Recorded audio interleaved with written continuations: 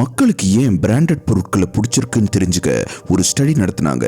இதுல 2 கிளாஸ்ல சோடாவை நிறைச்சு அதுல எது கோக் எது பெப்சின்னு சொல்லாம கொஞ்சம் பேரை குடிக்க வச்சாங்க. இந்த டெஸ்ட் நடக்கும்போது அவங்க பிரெயினை டெஸ்ட் பண்ணி பார்த்ததுல வெறும் டேஸ்ட்டை வச்சு மட்டும்தான் கம்பேர் பண்ணாங்க.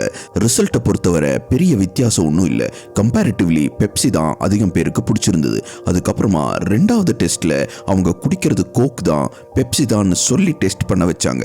இந்த டெஸ்ட்ல பிரெயின் டேஸ்ட் ப்ரிஃபரன்ஸ் பண்றது மட்டும் இல்லாம கோக் குடிக்கும்போது ஹிப்போகேம்பஸ் அப்படிங்கிற பிரெயின் மெமரி சென்டர் ஆக்டிவேட் ஆகி கோக்குங்கிற பிராண்டோட அவங்கள ரிலேட் பண்ணிக்கிறாங்க.